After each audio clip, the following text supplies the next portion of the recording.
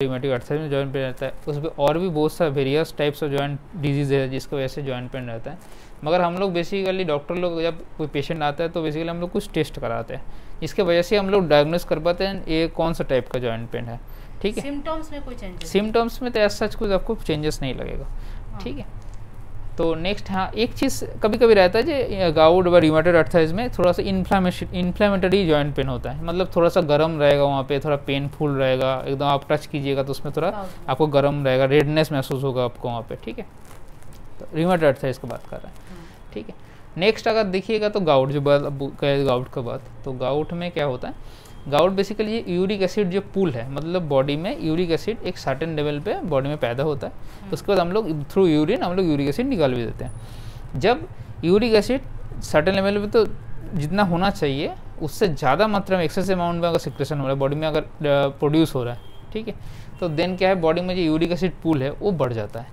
ठीक है, इसके वजह से क्या होता है ना, यूरिक एसिड पूल जब बढ़ जाता है, जो यूरिक एसिड का क्रिस्टल होता है, ठीक है, मोनोसोडियम क्रिस्टल बोलते हैं उसको, तो मोनोसोडियम क्रिस्टल जो है वो जो साइनोवियल जो फ्लूइड है दोनों जॉइंट्स के बीच में, उस जॉइंट के बीच में साइनोवियल फ्लूइड है, तो उस साइनोवियल फ्लूइड के अंदर आता है ये दो मोनोसोडियल क्रिस्टल। मतलब बेसिकली एक क्रिस्टल मतलब क्या समझेंगे, मतलब कोई दाना छोटा टुकड़ा या चीनी का दाना या नमक का दाना जैसा होता है ना, तो इसका क्रिस्टल बन जाता है, वो साइनोवियल फ्लूइड के अंदर आके डिपॉजिट हो जाता है।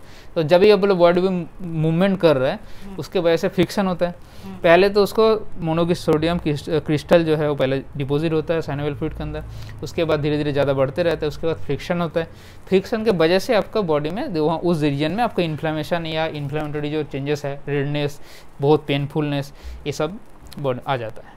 ठीक है, इसका कोई टाइम है पेन होने का गाउट में स्पेसिफिक कि डे नाइट को मेंटेन कर रहा है या फिर कुछ नहीं? ऐसा? ऐसा तो कोई टाइम तो मेडिसिन में नहीं है, मगर हम लोग एज ए होम्योपैथ हम लोग को देखना ही होता है जो कौन सा टाइम एग्रेवेट कर रहा नहीं कर रहा है। एज ए होल हम लोग तो गाउट का ट्रीटमेंट नहीं करते, ऐसे इंडिविजुअल पेशेंट का ट्रीटमेंट करते हैं। तो गाउट पेशेंट अगर कोई पेशेंट गाउट लेके आए हैं, सबसे पहले तो हम लोग यूरिक एसिड का टेस्ट करते हैं कि यूरिक एसिड कितना बड़ा हुआ है।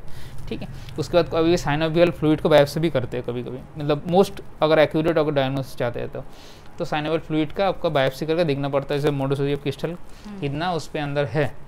ठीक है, तो उसके बाद जब पेन का बात कर रहे थे हम लोग, जो डिफरेंशियल डायग्नोसिस कैसी है, कि हम लोग होम्योपैथी में क्या करते हैं, अलग अलग पेशेंट को अलग अलग वे में ट्रीटमेंट करते हैं, क्योंकि हर एक इंडिविजुअल अलग अलग इंसान है, तो गाउट में भी अलग अलग पेशेंट का इंडिविजुअल ट्रीटमेंट होता है। ठीक है, ऐसा नहीं है कोई ऐसा पेशेंट जो नहीं है गाउट का पेशेंट मॉर्निंग में एग्रेवेशन हो रहा है, उसको हो सकता है किसी पेशेंट का इवनिंग में एग्रेवेशन हो, किसी हो सकता है नाइट में एग्रेवेशन हो, कोई पेशेंट हो सकता है जो चलने से उसको ज़्यादा परेशानी हो रहा है, कोई पेशेंट हो सकता है बैठे रहने से ज़्यादा परेशानी हो रहा है, तो वो अलग अलग मेडिसिन हम लोगों को पता ही है, अलग अलग केसेस के लिए अलग अलग मेडिसिन, टोटलिटी ऑफ सिम्टम्स लेने के बाद ही हम लोग टोटलिटी ऑफ सिम्टम्स लेने के बाद ही हम लोग उसके लिए प्रिस्क्राइब करेंगे।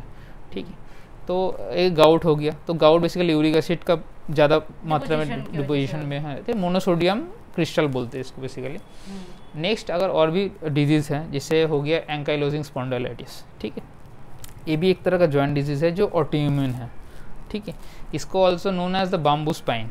ठीक है, जो हम लोग का स्पाइन है, हम लोग नॉर्मली बहुत ज़्यादा स्पाइन फ्लेक्सिबल होता है कि हम लोग जिधर मूव करना चाहे, सामने पीछे backward forward side wise movement हम लोग कर सकते हैं। मगर बैम्बू स्पाइन में क्या होता है ना, जो एक दूसरे जो भटिब्रा है हम लोग बॉडी में, ये जो रीढ़ का हड्डी बोलते हैं हम लोग, हाँ, तो रीढ़ का हड्डी है ना, तो एक दूसरे के ऊपर बैठ जाता है, इवन बैठ जाता है मगर वो स्टिफ हो जाता है। दो चीज़ है, मतलब कि ये जो आपका वर्टिब्रा कॉलम हो गया, तो ये पूरा इस तरह से जो होता है ऐसे रहता है, तो वो पूरा एक दूसरे के ऊपर फिक्स्ड हो जाता है। देखिएगा अगर एक से नॉर्मल एक से कीजिएगा, दोनों में से गैप रहता है, मगर उसमें क्या होता है एक दूसरे को बैठ के फिक्स्ड कर हो जाता है, और फिक्स सिर्फ नहीं होता है, उसका स्टिफनेस भी आ जाता है, जिसकी वजह से बॉडी पूरा मूवमेंट करना पड़ता है पेशेंट को, तो पूरी एज ए होल पूरा बॉडी मूवमेंट करना पड़ता है। वो टर्न लेगा वो, हाँ, तो पूरा से अपने आप को टर्न कर पाएगा, झुकना ही नहीं पाएगा पूरा एकदम, उसको नॉर्मली बैम्बू स्पाइन बोलते हैं। ये ऑटोइम्यून डिजीज़ है।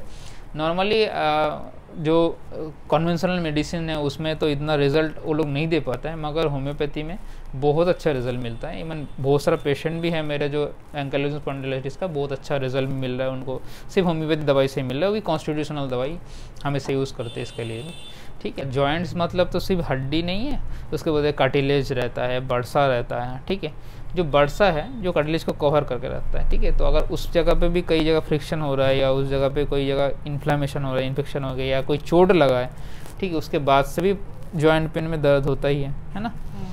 नेक्स्ट है जो लूपस। लूपस मतलब क्या है, systemic erythematosus. Lupus systemic erythematosus एक डिजीज़ है, एसएलई बोलते हैं, सिस्टेमिक लूपस एरिथेमेटस। तो सिस्टेमिक लूपस एरिथेमेटस में क्या है ना, यहाँ पे भी ऑटो इम्यून फैक्टर एक्टिव होता है। मतलब आपको समझाएंगे कैसे ना, ये बॉडी का जो अपने आप का जो इम्यूनिटी सिस्टम है, जैसे आपका कोई सोच मान लीजिए आपका कोई बैक्टीरिया आपके बॉडी में घुसा है, तो बॉडी अपने आप ऑटो इम्यूनिटी सिस्टम जो है हम लोगों का वो एक्टिवेट रिलीज करके हाँ उसको एक्टिवेट होता है, एंटीबॉडी रिलीज करके उसको डिस्ट्रॉय कर देता है।